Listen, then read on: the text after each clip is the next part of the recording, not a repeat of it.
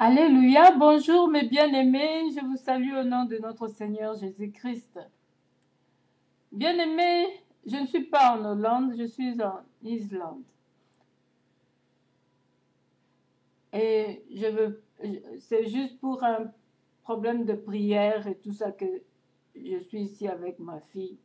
Mais je ne devrais pas toucher même pas à l'ordinateur, mais le Seigneur m'en a permis pour donner à nos bien-aimés qui ont récupéré les enfants perdus, les enfants de la rue, qu'ils fassent des jeûnes et prières, mais qu'ils utilisent les biscuits avec le thé tout simplement, le thé et le biscuit pour les enfants à partir de l'âge de 10 ans au-delà.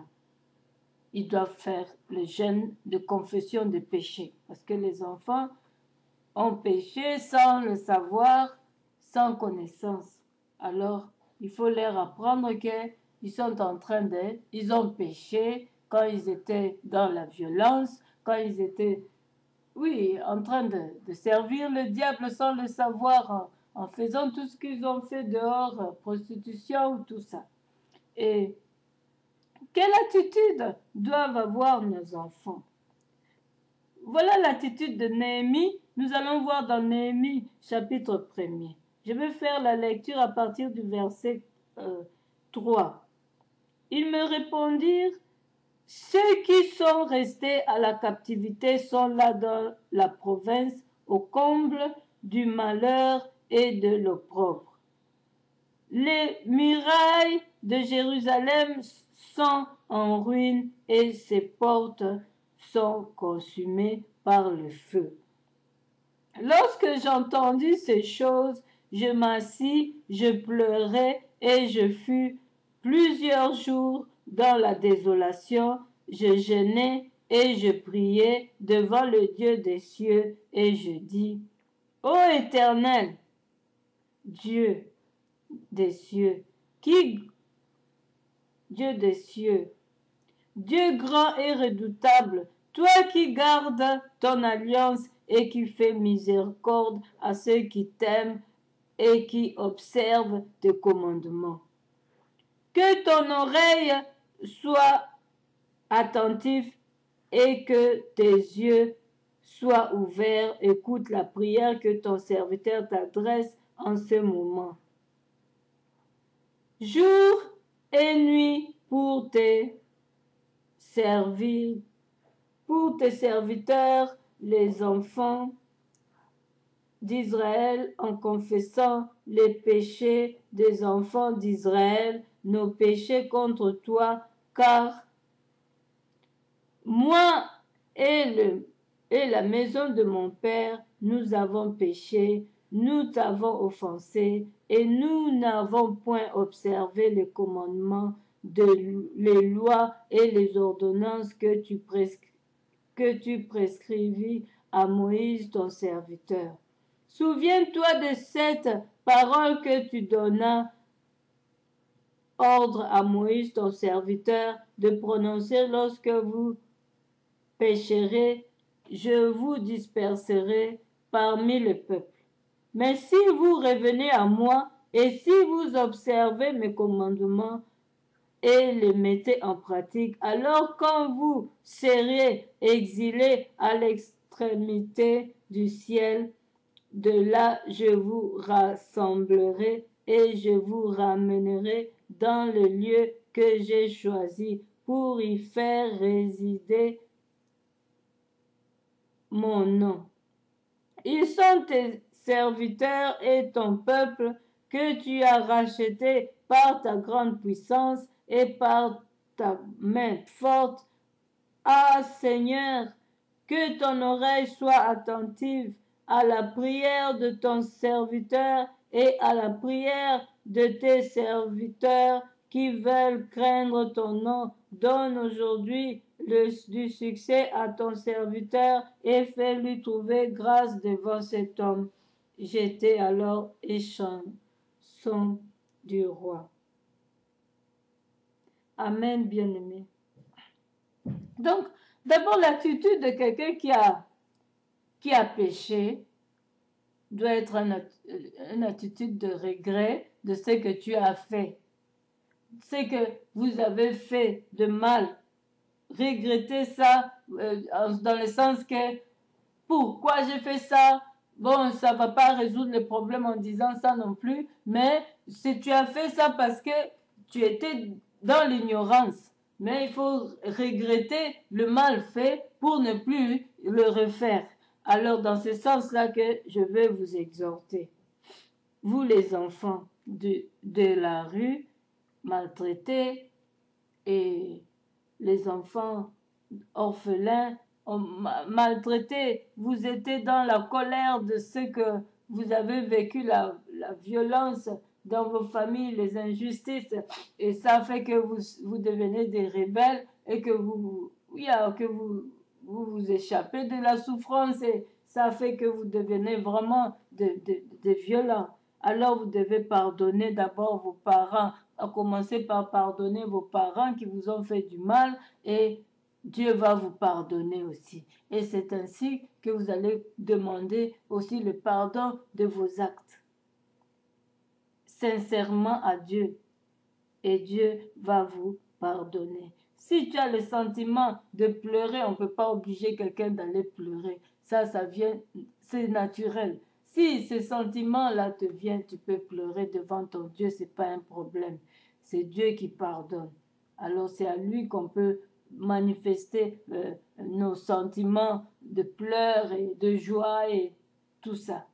Et donc, tu peux pleurer ou pas pleurer, mais tu demandes sincèrement. D'autres pleurent aussi, mais le cœur est coincé, est bloqué. Mais ils font ça pour attirer l'attention des gens. Mais d'autres pleurent vraiment de cœur et ça réagit comme ça. Et on voit ça par des larmes. Donc, c'est Dieu seul qui sonde les cœurs et les reins. Donc, ayez l'attitude d'humilité, le regret d'avoir péché devant votre Dieu qui est vraiment amour, qui vous aime tant et qui vous récupère, qui vous ramasse partout où vous étiez, car il est amour et il va prendre soin de vous maintenant. Et même là-bas, vous n'êtes pas mort parce qu'il vous connaissait. Il vous connaissait, il avait un plan merveilleux pour vous, un plan de paix et non de malheur. Beaucoup sont morts et vous êtes toujours restés en vie. Comprenez son amour, comprenez sa fidélité. Alors, vous allez jeûner. Vous savez comment on jeûne? On commence par d'abord adorer ce Dieu, lui dire qu'il est bon, il vous a rassemblé, il vous a ramassé de part et d'autre, et voilà, vous êtes réunis aujourd'hui pour vivre le bonheur avec lui. Alors, pas avec le matériel, mais avec lui d'abord. Donc, le matériel vient après, vous aurez tout ce que vous voulez, il n'y a pas de problème. Mais d'abord, voyez son amour de vous ramasser de gauche à droite et de vous rassembler et de s'occuper de vous, de prendre soin de vous. Voyez d'abord ça, adorez-le comme ça. Et ensuite, vous pouvez demander pardon. Vous priez, vous demandez, Seigneur, pardonne-nous de tout ce que nous avons fait, de tout ce que nous avons fait. Vous citez le nom, n'ayez pas peur de quelqu'un qui est à côté de vous. Citez tout ce que vous avez fait. En le confessant, c'est quand vous confessez vos péchés que vous serez pardonné. Et vous les reconnaissez, vous regrettez de les avoir fait, vous serez pardonné. Alors, bien-aimés, ensuite vous allez demander le sang de Jésus-Christ. Le sang, sans le sang, vous ne serez pas pur devant Dieu, avec les péchés faits. Alors, vous demandez le sang de Jésus-Christ, de vous purifier, vous invoquez, vous demandez, Seigneur, verse sur nous, Seigneur, verse sur nous ton sang qui a été versé sur la croix pour nous purifier, nous racheter du mal, que ce sang vienne vous purifier. Et croyez-moi que vous serez purifiés. Demandez par la foi, tout se reçoit par la foi, bien-aimé. Et ça se fait.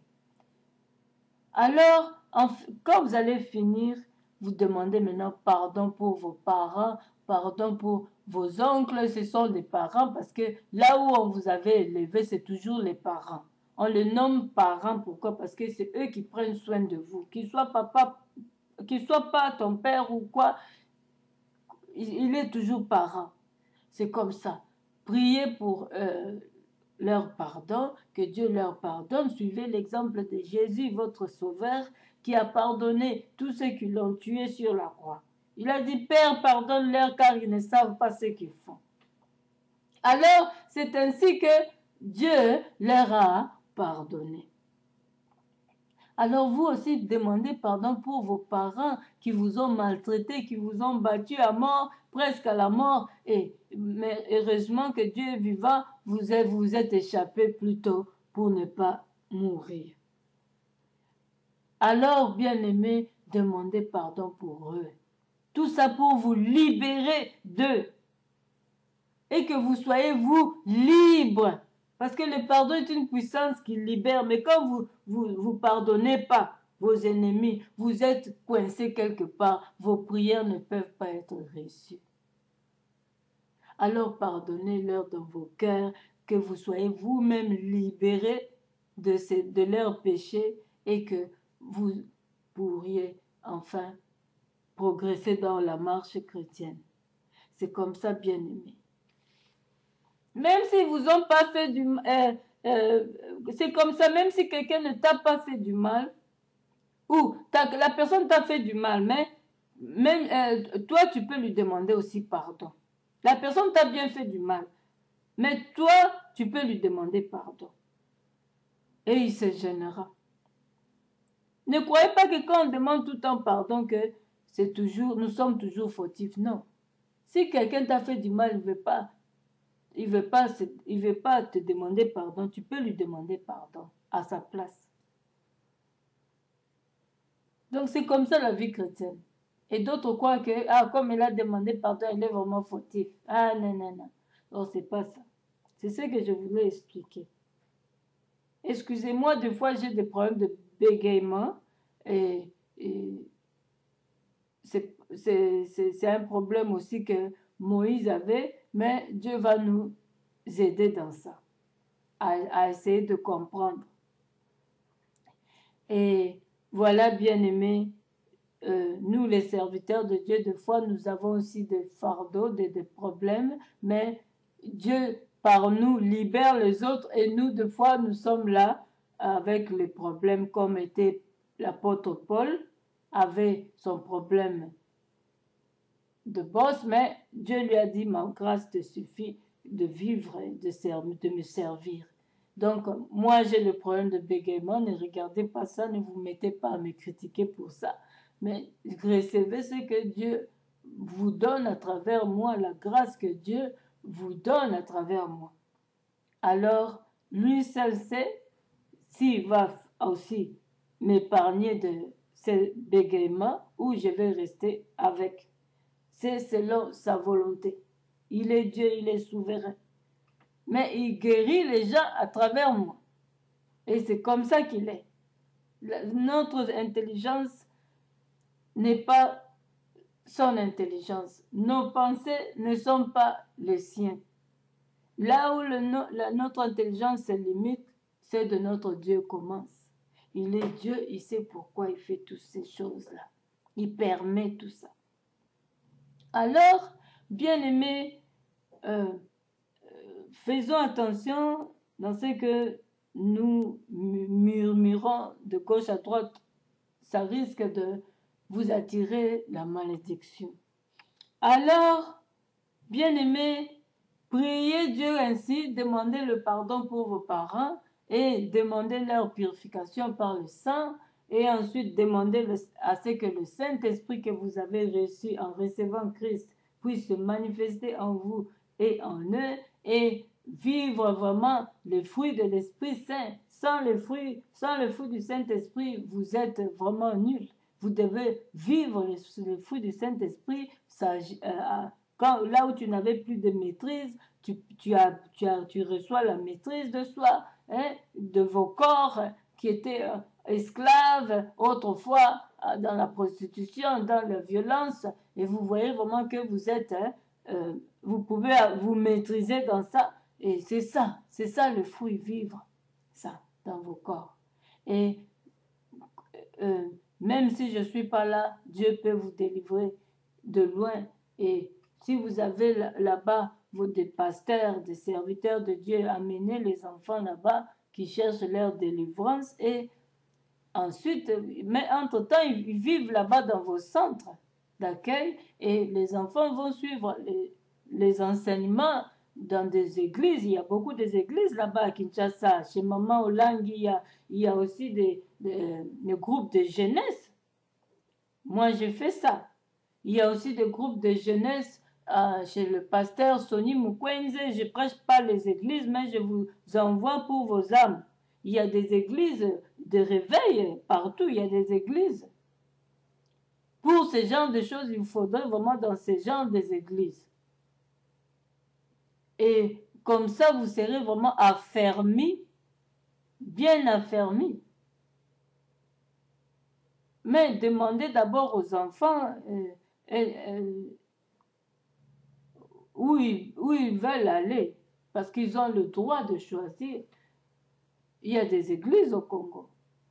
Alors, bien-aimés, je vous aime tant.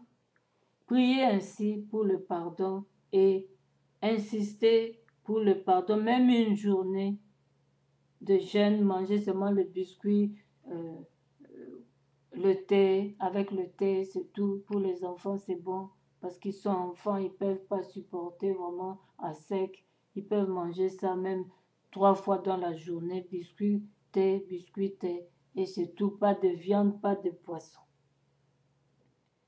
Alors, c'est ça, bien-aimé, que je voulais vraiment vous exhorter avec ça. Quand vous jeûnez, sachez que vous êtes comme si quelqu'un qui était en train de réparer les choses. Mais